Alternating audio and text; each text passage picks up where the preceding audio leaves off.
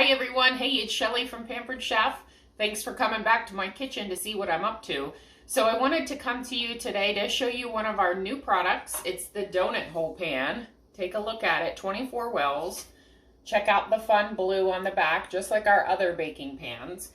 So new this spring is the donut hole pan, but before we get started, because I'm going to make a few donut holes to go into the oven, just take a minute and think, what else could we use this donut hole pan for? I always say, hey, we may call a product something at Pampered Chef, but it usually has multiple uses. So when I saw this pan, I immediately thought of meatballs, okay, cake pops, so you could do cake balls and then get the like the lollipop sticks and put those in. You could put frosting over them, sprinkles. We do have a recipe this season where you can make cake balls and then put them into sugar cones. So it's like an ice cream cake pop, which they look super fun. I'm going to have to give them a try. The other thing is I work with a 2-ingredient dough a lot. 2-ingredient dough, if you don't know it, it's 1 cup of self-rising flour and 1 cup of non-fat plain Greek, needs to be Greek, yogurt. And so I have a KitchenAid mixer. I just put both ingredients in there and turn it on and it comes to a nice ball. Now I always say to people, if you know it's a little tacky, you might need a little extra flour. If it's a little dry, you might need a little extra yogurt. Just kind of work with it. And then the dough is great for things like stromboli and bagels and pizza crust and pretzel bites. But I was thinking for this, it could also be good for like bagel bites. I've seen where you can do the dough and you can even put, and I've made them, put a little bit of cream cheese, like take a block and cut it down and put it into the dough and then use the everything but the seasoning, bagel seasoning, and sprinkle that on there. So you could bake them and do that as well. The 2-ingredient dough is a better version of dough, meaning less calories and less fat, better for you ultimately than perhaps buying pre-made dough or something like that. So the donut hole pan. So I'm excited. This season we have donut mix. Donut mix! So do you have the donut pan? So if you have the donut pan or the donut hole pan, this is fun to pick up our donut mix. Okay, I've already cut it open. It makes 24 of these, so it makes 1 pan. And what I have here is, I love this little easy read measuring cup. Look how tiny that is. That's my 4th cup of oil. We also need a cup of milk. So, and then the donut mix. So let's take this and drop it into, I have my classic batter bowl here. Let me slide this over. So let's put our donut mix in here. We're gonna add in our oil. And then it's 1 cup, so it was a 4th cup of oil. You can use oil or you can use melted butter. I happen to have the 1/2 cup measuring spoon here. So we need 2 of these for a full cup. So we got that, okay. And then we have preheated our oven to 350 degrees. So we are going to cook these for about 12 minutes and you need to let them cool then. But you can totally frost your donut holes, like drizzle frosting.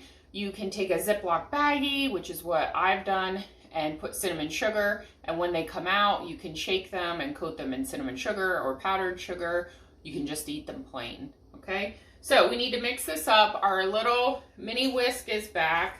So I grabbed that so you guys could see it. Normally I'd probably use a bigger whisk, but I wanted to let you know that the mini whisk is back too. I always say, don't think Pampered Chef isn't listening, right? Because people want products to come back.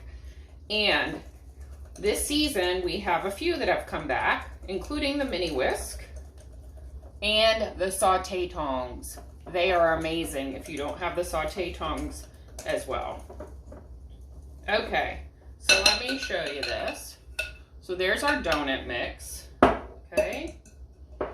Now, to do our wells, what we're going to do is, I have our pastry brush. And if you don't have a good pastry brush, okay, the head comes right off of it. It's silicone, easy to clean. Hook on it so it can hook onto your bowl, okay, if you're working. I have a prep cup here with a little bit of canola oil in it. They're just asking that we brush the wells. So let's just take our basting brush. If you have those old brushes that are like paint brushes, it's time, folks. It's time to get a new brush, okay? I actually have 2 of these on hand, and super easy to use and super easy to clean. They can go right in the dishwasher, actually. Okay, so we've brushed our wells. Now we're gonna put the donut mix into the donut hole. So here's the thing, if you have a pastry bag at home, I'm familiar with using pastry bags. We have an amazing one from Pampered Chef. You could use that. Today I grabbed the small scoop.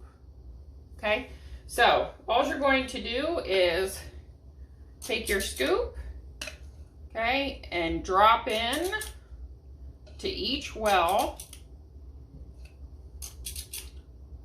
I bake a lot. Some of you probably know that about me.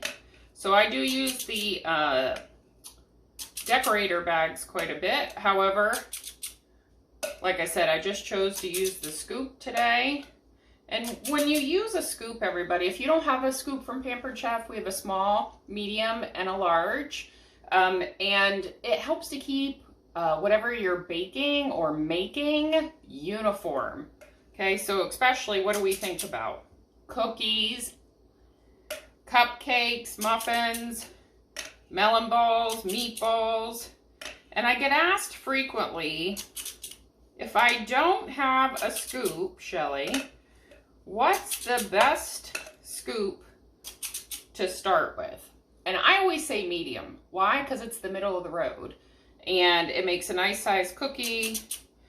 You can use it certainly to fill up, like I said, cupcake, muffins. Makes a nice melon ball. Actually makes a bigger melon ball. And the other thing it could do is it could also make a meatball. Although some people like to use the large for a meatball. So I went through, I gave it each a scoop. I am going to go back through and just distribute the little bit that I have left. So I've been baking for quite a few years. And when I say baking, I like to bake cake and frost cakes. And I haven't done a lot of cake decorating as of late, but maybe you're like me and you love to bake. Maybe you have kids in the house and they love to bake. Or they love to help in the kitchen. So we offer a lot of fantastic tools to help you in the kitchen. To get dinner on the table faster. To get dessert on the table faster. That's my big thing, dessert. If you can't tell by me saying I like to bake.